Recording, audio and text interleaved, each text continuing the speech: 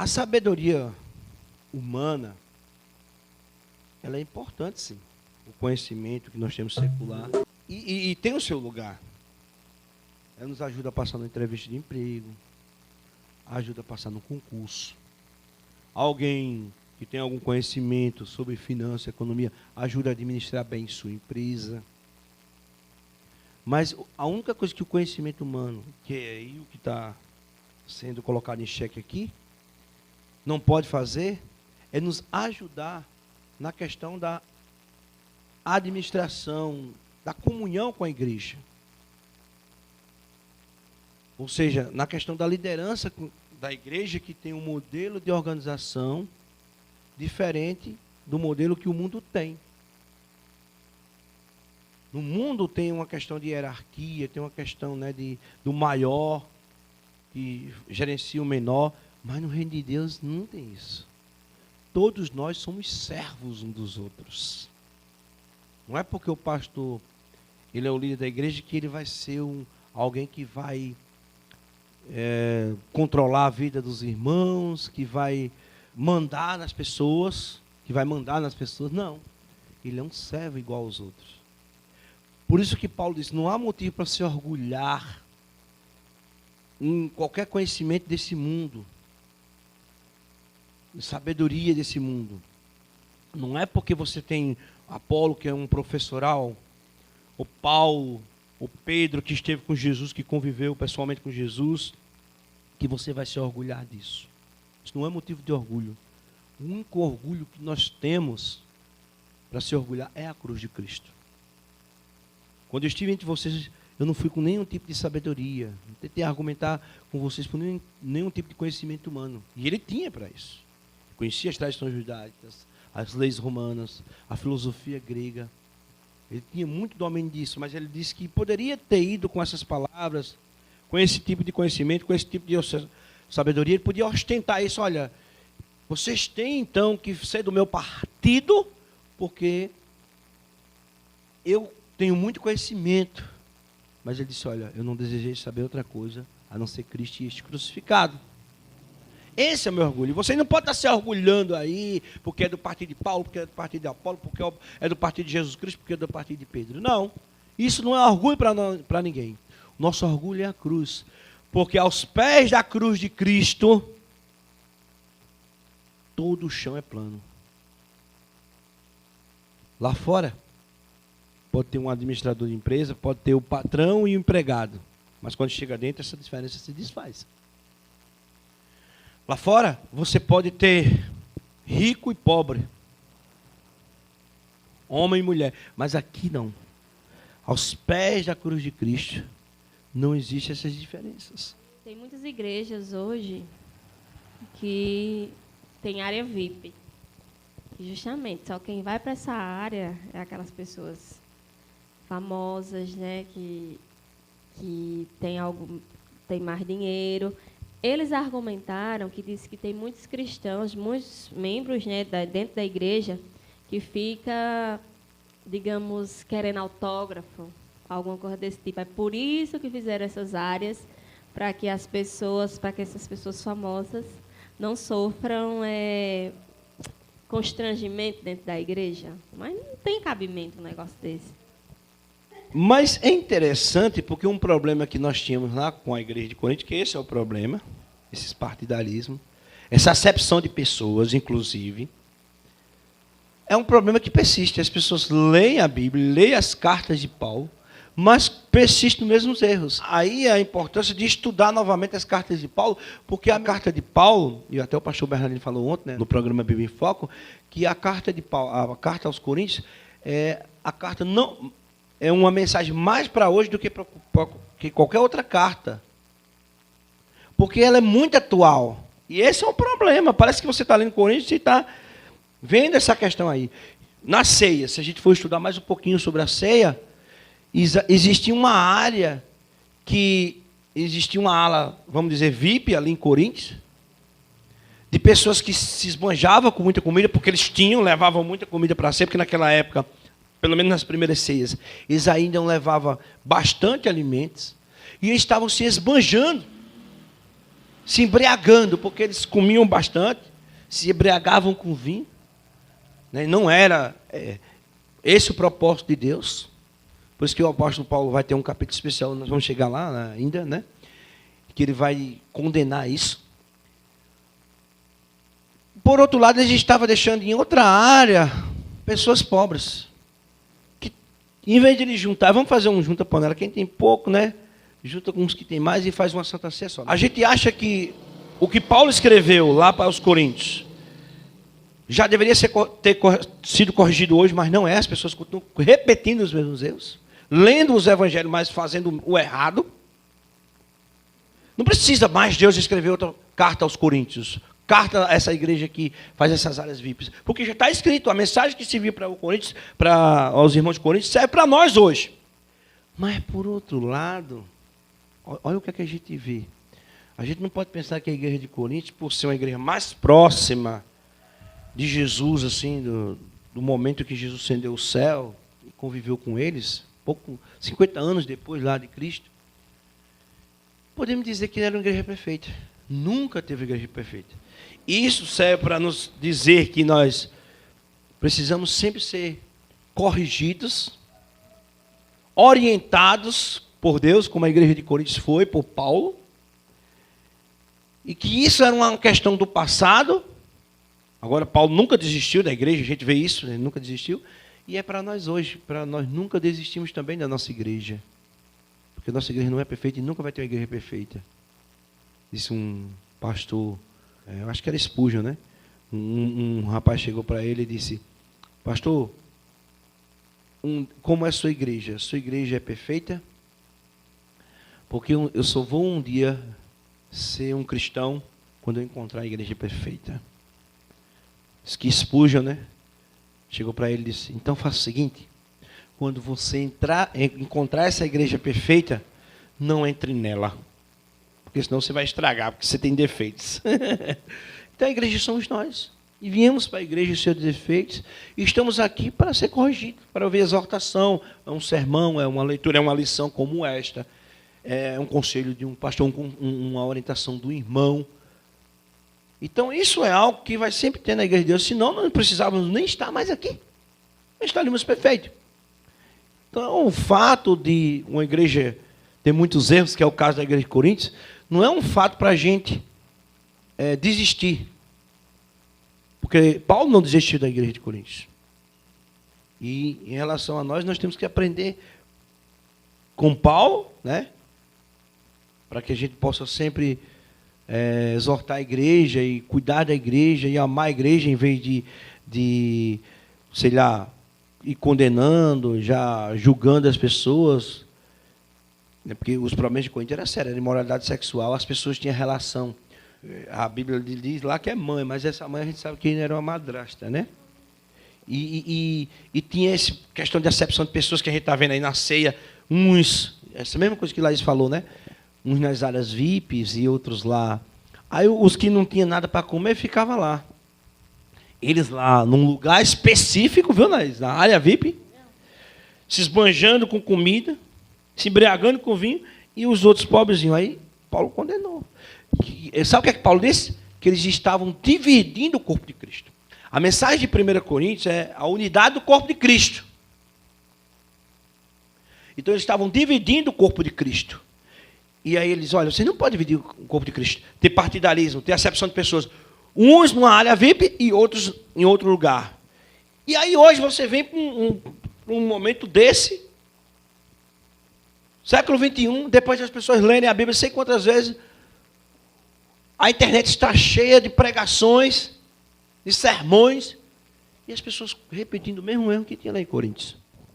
A igreja, né, somos nós, formamos um corpo, né, que é a igreja. Mas, tipo, há muitas igrejas por aí que, tipo, você vê os erros, né, as coisas escancaradas. Aí eu vou entrar numa igreja dessa? Não vou, porque, pronto, essa da área VIP. Eu não entraria jamais numa igreja dessa, porque é nítida a acepção de pessoas, né? Assim, quem tem mais vez e voz é aqueles que têm dinheiro, aqueles que são famosos e tal. É claro. Outra coisa, muitas igrejas por aí que a gente vê que é um comércio. É um comércio que é para extorquir dinheiro dos fiéis, dos membros. Se você não tiver dinheiro, você não é bem visto lá. E tem muitas pessoas sendo enganadas. Então, que a gente pode tirar disso, né? Que tipo, toda igreja tem os seus problemas, né? Tem as suas coisas ali, mas muitas por aí, a maioria, tem coisas que são escancaradas, que a gente vê, né? E que, infelizmente, muitas pessoas ainda acreditam no que os pastores, né? Naquelas pessoas que influenciam, falam, né? E, infelizmente, estão sendo lá enganadas, extorquidas e tudo mais. O pastor Bernardino estava falando ontem, ou era o pastor André, no Bíblia em Foco, que tem igreja, irmã, que é assim, ó, só tem Santa... Mesma coisa, só tem Santa Ceia para quem é dizimista, né?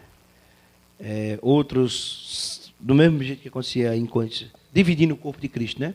Quando ele diz aqui, ó, não sabeis que vocês são santuário de Deus e que o Espírito Santo habita em vocês? Se alguém destruir o santuário de Deus, Deus o destruirá, porque o santuário de Deus que sois vós é sagrado. Veja que ao ler esse versículo, a gente sempre interpretou que esse santuário é o corpo físico. Mas, pensando no contexto de que foi escrito em 1 Coríntios, aqui, ó, na realidade, ele está falando da igreja, o corpo de Cristo. Pois aquele que destrói o corpo de Cristo, que divide a igreja, é isso que ele está dizendo. Deus o destruirá, da mesma maneira. Exatamente, está condenando essa divisão. Nós temos a mente de Cristo. A nossa sabedoria consiste em raciocinar espiritualmente. O homem natural não entende as coisas do Espírito. E aí é loucura para o homem as coisas espirituais. Por exemplo, a cruz era um lugar de desprezo, de ignomínia, de humilhação. E, portanto, alguém morrer na cruz, principalmente ali pensando naquela cultura dos gregos, né? Que sabedoria é nisso? Eles estavam pensando como um homem natural, né? Eles estavam pensando na carne. Mas como homens espirituais, o nosso orgulho está na cruz de Cristo e este crucificado. Visto como a sabedoria de Deus, o mundo não conheceu a Deus pela sua sabedoria. Isto mostra o quanto ainda precisamos aprender com o mestre dos mestres. Somente nele podemos desfrutar o verdadeiro conhecimento de Deus, pois, como diz o citado pregador em Cristo, o mais inculto dos homens se torna estudioso maduro da escola da graça. Olha essa expressão, o mais inculto dos homens. Pode ser alguém que não tenha leitura, irmã. Pode ser alguém que nunca estudou numa faculdade. Ou que tenha apenas até o primeiro grau, nem tenha nem o primeiro grau. Mas o que está dizendo aqui, isso é até uma fala de um pregador famoso chamado Spurgeon, do século XIX, que ele foi citado aqui na lição, que o mais inculto, ele pode se tornar sábio. E um cara que tem títulos acadêmicos, uma pessoa que é doutor em uma determinada área, pode se tornar também uma pessoa tola. Então, irmã, como é que a irmã vê isso? Uma pessoa que tem pouco conhecimento, pouco estudo, pode ser uma pessoa sábia? A palavra de Deus, né? A pessoa não tem estudo, mas vai escutando e vai aprendendo, né? Eu tenho um exemplo de gente de casa, né? Exemplos do meu irmão. Meu irmão não sabia ler. Meu irmão fazia como a história, ele não teve estudo. Faculdade, essas coisas como foi falado. Nem o primeiro grau ele teve, mas ele quando ele entrou na igreja, ele aprendeu a ler. O Espírito Santo deu entendimento e sabedoria para que ele possa. Ele lê a Bíblia de cor, né? Ele lê, que assim a gente fica assim se perguntando como é que pode, né? Uma pessoa que não sabia ler e de repente Deus transformou, né? Só um milagre de Deus mesmo, né? Porque todo mundo vê aqui como... E ele não sabia ler de jeito nenhum. Porque a sabedoria dele não é desse mundo. Não, a sabedoria dele não é humana, a sabedoria dele vem de Deus, né? Do Espírito Santo. É o apóstolo Paulo está condenando exatamente isso. Os homens que se orgulhavam, Que até... porque tem algum conhecimento. Então, esses homens que se acham sábios, que se orgulham demais, são tolos. Tem muita gente que acha por aí que está sabendo de muita coisa, mas não sabe de nada. Infelizmente, as pessoas usam títulos, né, para se acharem sábios. Mas eles podem, sim. Eles são inteligentes, eles conseguiram aqueles títulos devido à inteligência, à sabedoria. Isso. Isso. Mas aí vem a questão de... Eles são inteligentes, são sábios naquelas coisas que eles... Mas, às vezes, na sabedoria espiritual, eles não são. Aí vem uma pessoa ali bem simplesinha, que nunca teve estudo, que está ali na simplicidade, e entende, e tem a sabedoria espiritual. Por isso que isso não é clichê, né? A gente tem que ver isso. Assim como Laís falou, que tem pessoas que é arrogante, né? Essa é sua função para se mostrar que é mais do que o outro. E Deus não quer isso para nós, né? Deus quer que você exerça a sua função, Ele dá entendimento, sabedoria para que você tenha aquele, como é que posso dizer, aquela função melhor, porque Deus deixou os médicos, Deus deixou professores, Deus deixou cada departamento, Deus deixou deu sabedoria para Deus deixou o predeiro, Deus deixou todas pessoas, porque se Deus não tivesse dado sabedoria aos homens, como era que seria o mundo, né? Então, mas tem pessoas que exercem sua função para querer se mostrar, não para ter humanidade, não para ser humano, ter amor pelo próximo. Que a gente chega nos departamentos, a gente vê que tem aquelas pessoas humildes, que a gente sente que aquela pessoa fez aquela faculdade, exerceu aquele trabalho para ajudar o próximo, ser humilde com os próximos. Mas tem pessoas que a gente vê no semblante, que a gente chega no departamento, aquelas pessoas já chegam todo querendo se achar, né? Todo importante, querendo se achar mais do que os outros. Aí isso, Deus não se agrada dessas coisas. Deus quer pessoas humildes. Deus transformou pessoas, deixou saber a sabedoria para que as pessoas pudessem ajudar uns aos outros. Não querer. Aí quando chega aquelas pessoas que tem mais poder para eles, para os homens, né? Porque para Deus não existe decepção de pessoas, né? Decepção de pessoas, todos nós somos iguais. Mas para eles acham que quando chega aquela pessoa que é assim mais um médico, um doutorado, um professor, uma pessoa importante, ele chega, aí aquela pessoa humilde está ao meio daquelas pessoas, eles passam, bom dia fulano, aquela pessoa que está lá, ele não dá nem um bom dia. Aí eu já passei por muitas coisas assim, que eu fico olhando assim. É isso mesmo, né? As pessoas acham que, para eles, só que é importante quem tem um cargo melhor, né? Para os pobres, como os humildes, fazer como história, não dá nem um bom dia. E para aquele, bom dia, fulano, tudo bem? Todos se abrindo. Aí dá um abraço, e para aquele pobre, você não dá nem as horas. Aí agora eu vou fazer um remate. Isso pode até existir, viu? Mas lá fora. Nesse departamento aí, num hospital. Mas quando isso vem para a igreja? Porque tem também. Presta atenção. Aí a gente volta lá e diz que tem uma igreja que tem... As igrejas agora que tem áreas VIPs. A gente vê numa reunião ou concílios de igreja, congressos, que também tem a questão daqueles que têm algum cargo importante na igreja, que vai na frente, tem todos os privilégios. Quer dizer, espera aí, nós estamos imitando o mundo nesse sentido? A gente diz que não imiteis o mundo, não vos conformeis com esse mundo. Aí a gente só pensa em mundo quando trata de algumas práticas imorais, ou que tem a ver com a moralidade, né? Com aspectos morais. Mas a gente esquece que essa parte do orgulho, da acepção de pessoas, tudo isso é muito comum no mundo. E a gente não pode ser igual no mundo. O nosso orgulho é a cruz de Cristo. E nós temos que ser servos de Cristo, servos da cruz. No reino de Deus, todo mundo é servo, não tem maioral. Né? Nossa única motivação, nosso único motivo de estarmos aqui, que essas diferenças se desfazem, é a cruz de Cristo.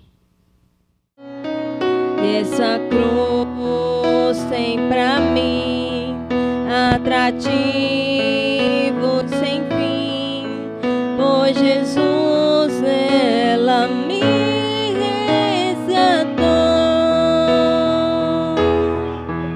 Sim, eu amo a mensagem da cruz, até morrer eu a vou proclamar.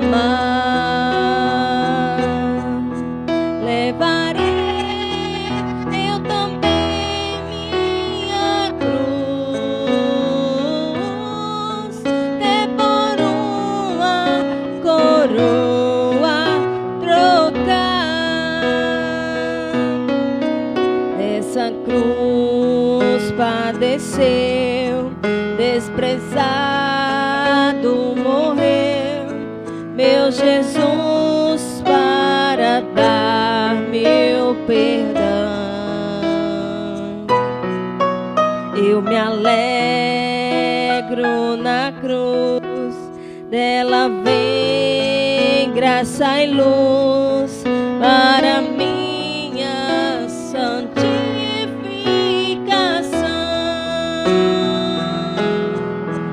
Sim, eu amo a mensagem da cruz, até morrer eu a vou proclamar. Levarei eu também minha cruz, é por uma coroa trocar. Saúde a todos com a graça e a paz do Senhor. Oremos. Maravilhoso Deus e eterno Pai, obrigado, Senhor, por mais um estudo, Senhor, bíblico que estudamos aqui na Tua casa, Pai. E foi muito bom, Pai, para o nosso aprendizado. Nós sejamos sempre assim, Senhor, humilde, de coração puro, que vem de Ti, Pai, que o Espírito Santo do Senhor sempre esteja em nossos corações, na nossa mente, em tudo que a gente for fazer, Pai. Sejamos guiados somente por Ti, Pai. Desde já te agradeço, em nome do Pai, do Filho e do Espírito Santo. Amém, Jesus. Tudo, Cristo, a Ti entrego, tudo sim por Ti darei.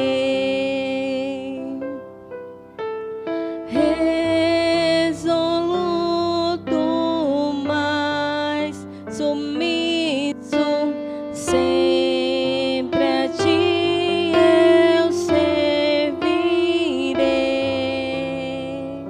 Tudo entregarei.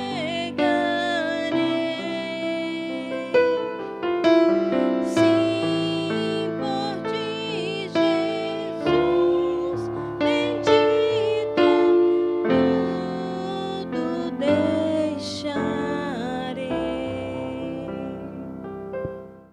Cristo vos chama, quer vosso bem. Ó, vinde ao Salvador. Vem, crianças, que alegria sem pecado mal, reunir-nos todos afinal, juntos da pátria celestial. A peça que nós vamos fazer hoje serão em duas partes, certo? É meia grande e vai ser uma peça enxugada. Vocês, eu creio, todo mundo aqui conhece a história de José do Egito, né? E as crianças vão falar um pouco sobre José do Egito. O que José do Egito era? Certo, muito bem. Então José do Egito, ele era uma pessoa muito temente a Deus. E ele tinha também alguns irmãos. Vocês sabem quantos irmãos eram? 12 irmãos com eles, né? E José e seu pai. Pode entrar José e o seu pai. E o seu pai. José do Egito, por ele ser um garoto temente a Deus, amoroso, eu creio, né? Que geralmente esses mais amorosos se tornam o mais querido do pai, né? E José também, ele tinha Os seus irmãos, podem entrar os irmãos de José.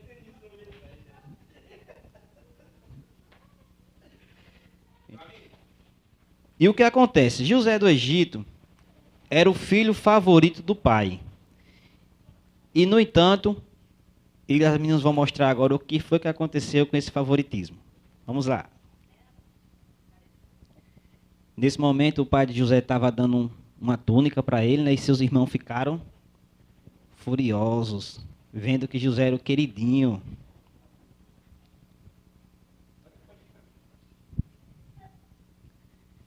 Além de eles ficarem com raiva, eles começaram a tramar algo. E o que foi que eles fizeram com José? Pegaram José e jogaram num poço. E nesse momento, o filho levaram a túnica de José melada de sangue. E seu pai ficou muito triste, achando que um bicho tinha devorado o seu filho. E José, ele foi vendido.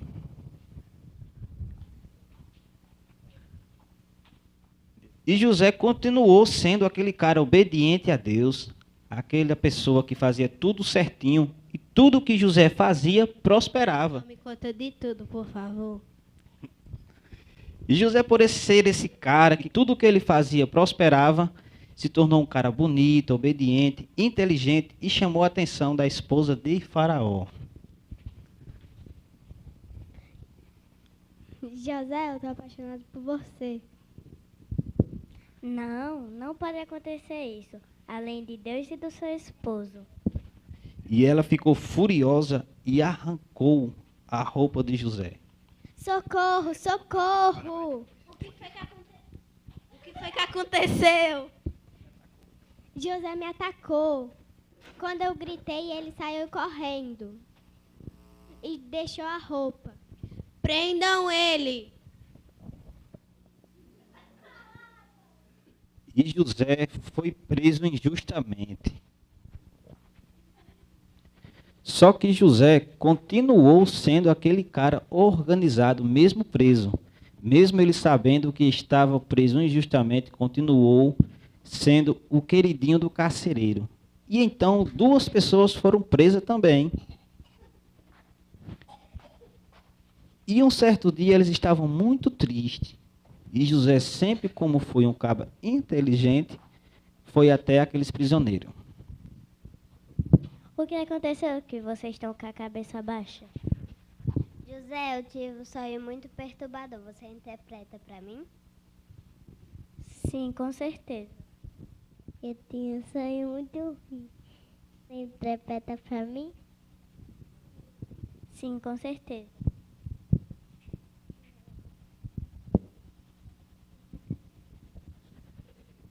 E assim José interpretou o sonho daqueles 2 presos. Um foi realizado, que ele era copeiro de Potifar e voltou para o seu carro. E o outro, José também interpretou e não foi tão feliz quanto o copeiro. Ele foi enforcado e morto.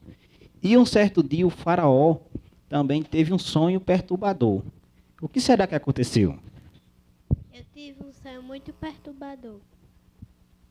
Alguém pode interpretar para mim? Faraó, eu conheci um prisioneiro que interpreta o sonho do povo muito bem. Traga ele.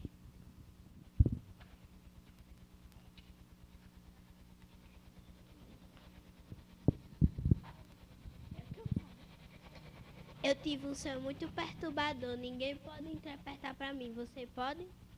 Sim, consigo interpretar. Agora, pessoal, quando é que esse sonho vai ser revelado? Próxima semana. Ninguém falte.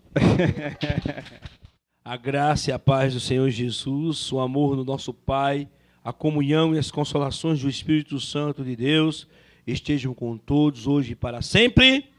Amém. Um bom sábado e até amanhã em nosso culto.